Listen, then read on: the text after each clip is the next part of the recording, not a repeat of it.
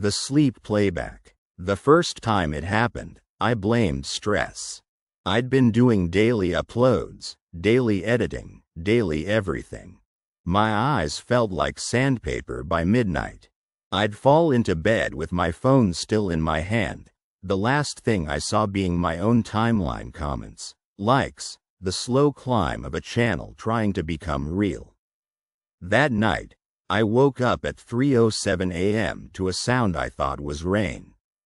But it wasn't rain. It was my own voice, coming from the phone on the bedside table. A quiet, steady narration.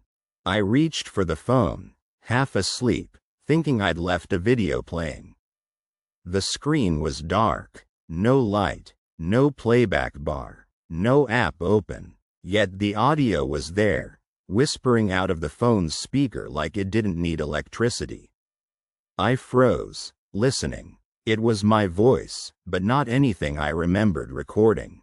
And then I realized the breathing wasn't mine, the voice said.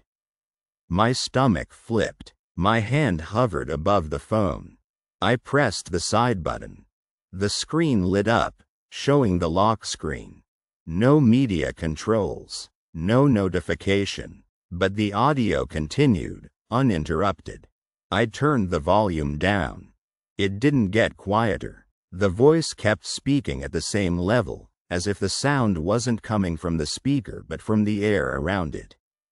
I sat up, suddenly awake. I counted the steps in the hall, the voice said calmly. 7, then 6, then 5. My bedroom door was closed. The hallway beyond it was dark. I held my breath and listened.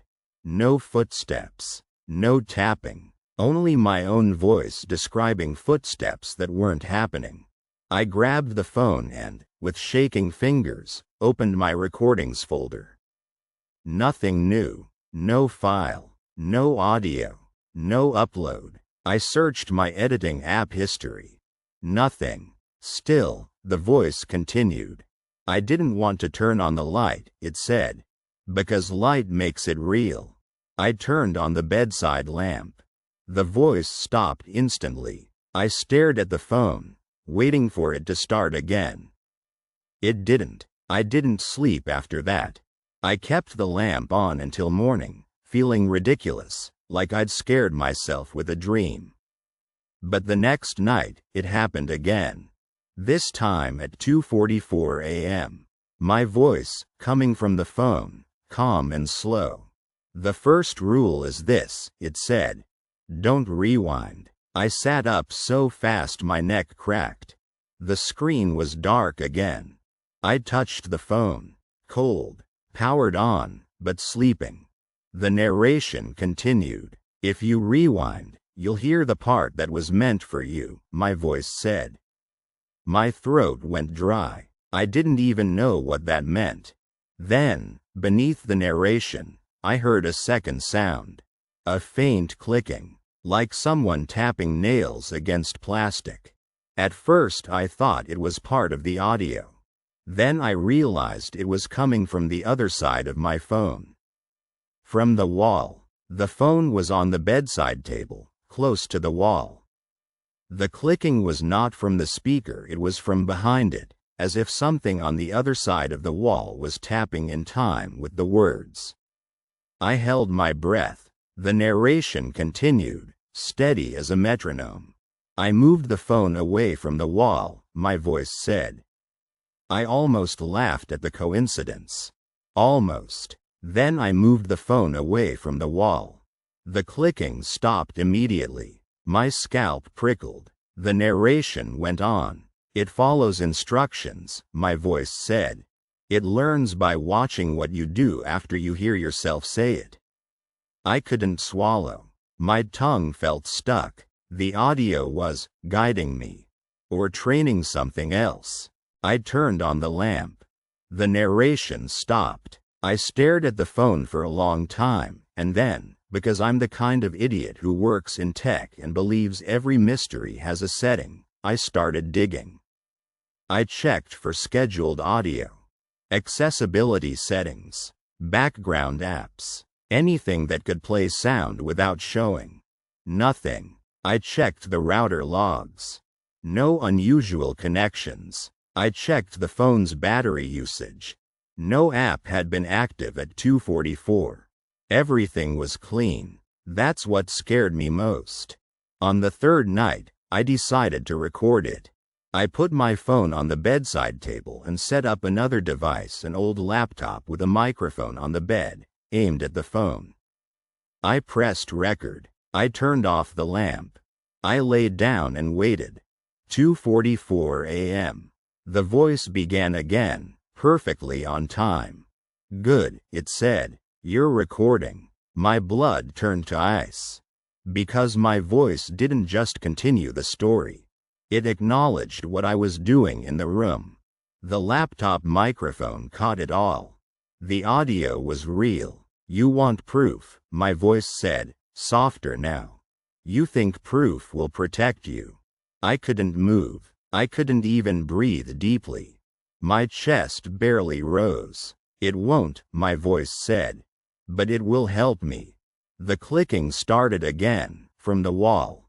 This time it wasn't random. It was patterned, like code. 3 taps. Pause. 2 taps. Pause. 4 taps. My voice spoke over it. "Don't turn on the lamp yet," it said. "Let it get closer." My finger twitched toward the lamp. The voice continued. "If you turn on the light, it resets. And you'll be back at the beginning." The clicking moved. It traveled along the wall the way the tapping had in the other story I'd told. Except I hadn't told this story. Not yet. I stared at the dark outline of the bedroom door. A faint shadow pooled under the door, like someone standing just outside it. The voice spoke gently. "Now listen," it said. "This is the part you're not supposed to share." Then my voice changed. Not in pitch, still me, but in emotion. It sounded pleased. "Say your name," it whispered. I clamped my mouth shut. The clicking stopped. The shadow under the door remained. The voice repeated, patient. "Say your name." I didn't. The air felt thick. My ears rang with silence. Then the voice sighed. "Fine," it said. "I'll use the name you gave me." From the hallway, a whisper answered. Not from the phone. From outside the door. It whispered my name, perfectly, in my own voice. I nearly threw up. I slapped the lamp on. Silence. Normal light. Normal room. My phone lay there like a dead animal. My laptop recording was still running. I played back the recording immediately, hands shaking so hard the cursor jittered. The file existed. The audio existed. At 2:44, my voice began. But the moment it said, "You're recording," the waveform went flat. No sound. Nothing. Yet I'd heard it. I rewound. The file stuttered. The audio glitched. And for half a second, underneath the static, I heard something that wasn't my voice. A low, wet inhale. Like something breathing in through teeth. I remembered the rule. Don't rewind. But I already had. The lamp flickered once. The shadow under the door appeared again, even though I was wide awake. My phone screen lit up without being touched. Not a notification. Just the lock screen, bright and waiting. And on it, a new audio player interface I'd never seen before. No title, no length, only a button. Playback. My hand shook over it. I didn't press it. I shouldn't have. But the phone vibrated gently, like a heartbeat. And from the hallway, my own voice whispered, soft and close to the door. "Press play." I practiced. I backed away from the bed. My heel hit something on the floor. A cable. The laptop's microphone cable, stretched toward the wall. Toward the outlet. Toward a thin crack between baseboard and plaster where the clicking had come from. It wasn't plugged in. Yet the laptop was recording. My vision tunneled. I couldn't think. My phone vibrated again. The screen showed the button pulsing. Playback. The shadow under the door thickened, like smoke. And then, in my own voice, the phone spoke without playing any audio file at all. Good, it said. Now I can upload. The laptop fan spun up suddenly, loud. On the screen, the editor timeline opened by itself. A new project appeared. A new file imported automatically. File name: sleep_playback_full.mp3.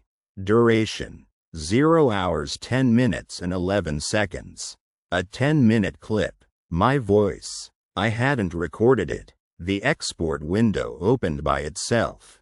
Destination: see Google TTS. Output: I yanked the laptop power cable out. The screen went black. The phone went dark too. For a second, everything was silent. Then I heard it, not from the phone, not from the laptop, from inside my walls. My own narration, muffled, as if playing through insulation. And that's when I understood. My voice whispered from the plaster itself. It doesn't need your microphone. The hallway floor creaked. Slow. Careful, like something practicing walking. I didn't sleep in that apartment again. I moved the next day. I left the phone behind. I left the laptop behind. I bought a new device, a new number, a new router, a new everything. And for a week, nothing happened. Then, one night at 2:44 a.m., my new phone buzzed. A notification from an app I hadn't installed. A single message. No sender, no icon. Press play.